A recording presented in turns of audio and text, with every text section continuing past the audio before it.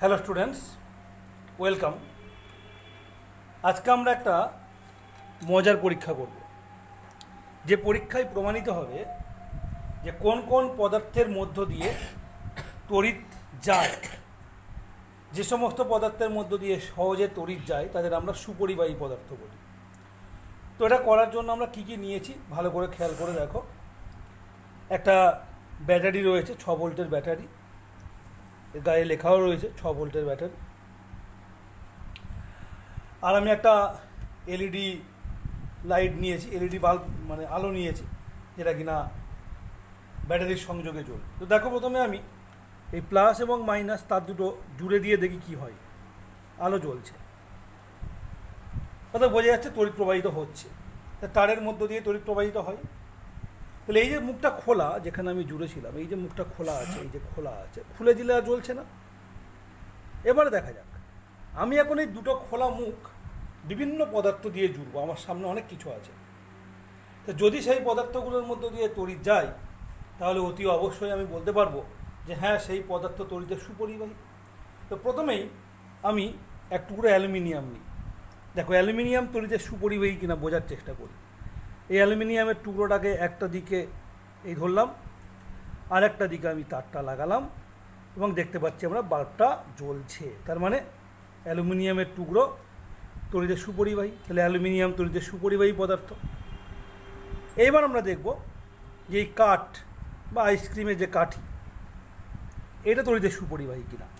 চলো দেখা যাক। এটার সঙ্গে আমি লাগাচ্ছি, এটা না, বাল্ব জ্বলছে না।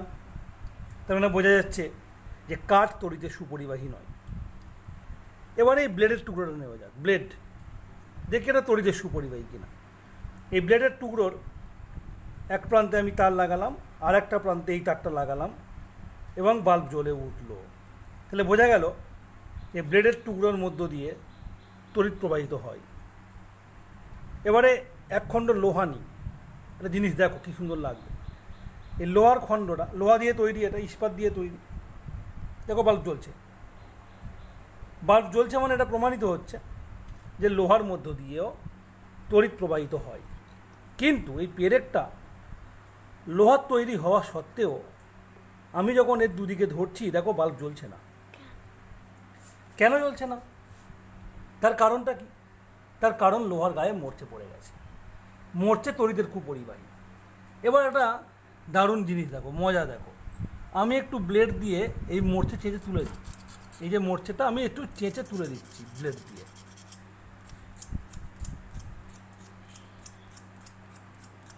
এদিকে একটু তুলে দিলাম, এদিকে একটু তুলে দিলাম।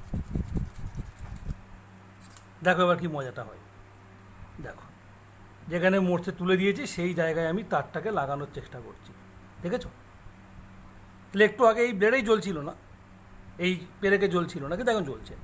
মানে বোঝা গেল মরচের কারণে লোহা কুপরিবাহী হয়েছে। তাহলে মরচে তড়িতের সুপরিবাহী নয়, কিন্তু লোহা তড়িতের সুপরিবাহী। লোহা দিয়ে সেফটি পিন তৈরি হয়। দেখা যাক সেফটি পিন তড়িৎ পরিবহন করে কি না। করছে। সেফটি পিন তড়িৎ পরিবহন করছে, তাহলে লোহা তড়িতের সুপরিবাহী। প্লাস্টিক, দেখা যাক কি হবে। প্লাস্টিকের মধ্য দিয়ে কোনো তড়িৎ যাচ্ছে না, মানে প্লাস্টিক তড়িতের কুপরিবাহী। ঝাঁটাকাঠি, দেখো যাচ্ছে না, যাচ্ছে না। কাগজ,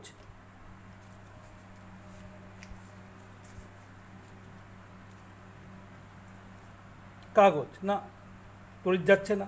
তাহলে কাগজ তড়িতের কুপরিবাহী। এবার দেখো একটা পেরেক আমি তোমাদের দেখাই, যে পেরেকে মরচে পড়েনি, যদিও প্লাস্টিকের ভেতরে আছে, দেখতে পাচ্ছ আশা করি। তুমি দেখো এই পেরেকে যেহেতু মরচে পড়েনি, এর মধ্য দিয়ে কিন্তু এখনই তড়িৎ চলে যাবে, কোনো রকম কোনো না ঘষেই। দেখতে পেয়েছ? তাহলে মরচে তড়িতের কুপরিবাহী আরও একবার স্পষ্ট করে বোঝা গেল। আমাকে যারা প্লাস্টিকের চামচ আছে আমরা দেখে নিই। দেখো, প্লাস্টিকের চামচ তড়িতের কুপরিবাহী। তাহলে এইভাবে আমরা একটা ব্যাটারি, এলইডি বাল্ব এবং কিছু তার ব্যবহার করে কোন কোন পদার্থের মধ্য দিয়ে তড়িৎ প্রবাহিত হয় সেটা আমরা দেখতে পেতে পারি বা টেস্ট করতে পারি। তাহলে আমরা অনেক পদার্থকে দেখলাম কার কার মধ্য দিয়ে তড়িৎ যায়, কার মধ্য দিয়ে যায় না। এবার একটা দারুণ এক্সপেরিমেন্ট করব। দেখো, আমি একটু এগুলোকে দূরে সরিয়ে নিই। তাহলে আমি এতক্ষণে কি বুঝেছি? আমার কাছে একটা ব্যাটারি আছে, আমার কাছে এলইডি বাল্ব আছে, তার দিয়ে জুড়েছি এবং দেখতে পাচ্ছি এই দুটো যে খোলা মুখ, এই খোলা মুখের মাঝে কোনো বস্তু রাখলে যদি সেটা তড়িতের পরিবাহী হয় তাহলে বাল্ব জ্বলবে, নাহলে জ্বলবে না। তো এখন আমরা যেটা করব, একটা পাত্রে কিছুটা জল নিয়েছি আমি। এই জল হলো ডিস্টিলড ওয়াটার বা পাতিত জল। দেখা যাক এই জলের মধ্য দিয়ে তড়িৎ প্রবাহিত হয় কি না। তো আমি এই তারের একটা অংশ জলের মধ্যে ডুবিয়ে দিলাম, দাও ওই অংশটা দাও, আর এই আর একটা অংশ ডুবিয়ে দিলাম। দেখো বাল্ব জ্বলেনি, ডুবিয়েছিলাম আর আবার ভালো করে ডুবিয়ে দিই, দেখো বাল্ব জ্বলেনি। তার মানে প্রমাণিত হচ্ছে যে এই জলের মধ্য দিয়ে তড়িৎ প্রবাহ হচ্ছে না। একটু জল বাড়িয়েও দিই, তাহলে এই যে আমরা দোকান থেকে যে জল কিনে আমরা পান করি, এটা সেই জল, বড় ড্রাম থেকে আনা হয়েছে। তো আমরা এখন এক কাজ করি, একটু এই জলের মধ্যে সামান্য চিনি গুলে দেখা যাক কি পরিবর্তন হয়।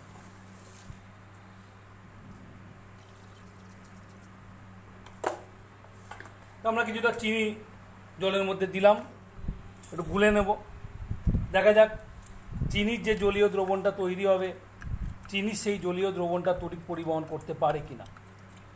তো এখনো পর্যন্ত যেটুকু চিনি গুলেছে, কই আমাদের তাতেও বাল্ব একটুও জ্বলেনি। তাহলে বোঝা যাচ্ছে চিনির জলীয় দ্রবণ তড়িৎ পরিবহন করে না। এখন আমরা একটু খাদ্য লবণ বা নুন গুলে দেখব কি হয়, দেখা যাক কি হয় খাদ্য লবণ বা নুন গুলে। তো চিনি অনেকটা গুলে দিয়েছি আমি, প্রায় গুলে এসছে, তারপরেও দেখা যাচ্ছে কোনো তড়িৎ প্রবাহিত হচ্ছে না। তার মানে চিনির জলীয় দ্রবণ তড়িৎ পরিবহন করে না। এবারে আমরা একটু খাদ্য লবণ নিয়ে দেখি, ওর মধ্যেই দিয়ে দেখি কি হয়, নাহলে আলাদা করে আমরা কাজটা করব। তো দেখো খাদ্য লবণ দিচ্ছি,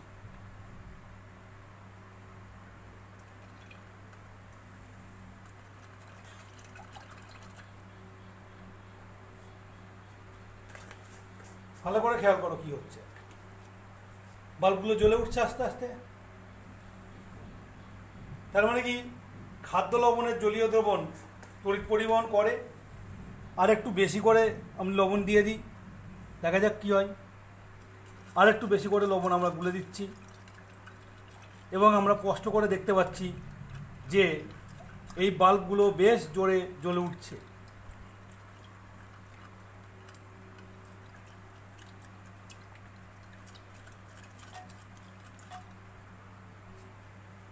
তো খাদ্য লবণের জলীয় দ্রবণ তাহলে তড়িৎ পরিবহন করতে পারে। এরকমভাবে তোমরা বাড়িতে আর যে সমস্ত পদার্থ রয়েছে সেগুলো নিয়ে পরীক্ষা করে দেখতে পারো যে কোন কোন পদার্থের জলীয় দ্রবণ তড়িৎ পরিবহন করে আর কোন কোন পদার্থের জলীয় দ্রবণ তড়িৎ পরিবহন করে না। তো এই ব্যাপারটা নিয়ে আমরা পরে আবার একটা ভিডিও করব, সেখানে আমরা দেখানোর চেষ্টা করব কোন কোন পদার্থের জলীয় দ্রবণ তড়িৎ পরিবহন করে এবং তাদের বিশেষ যে পরিচয়, তড়িৎ পরিবহন করার জন্য যে বিশেষ পরিচয়, আমরা সেটা নিয়ে সেপারেট একটা ভিডিও বানাবো। তাহলে আজকের ভিডিও আমি এখানেই শেষ করছি, যার মূল বিষয়বস্তু ছিল কোন কোন পদার্থের মধ্য দিয়ে তড়িৎ পরিবহন হয়, আর সেই সঙ্গে আমরা শিখে নিলাম যাদের মধ্য দিয়ে তড়িৎ পরিবহন হয় তাদেরকে আমরা বলি তড়িতের সুপরিবাহী পদার্থ।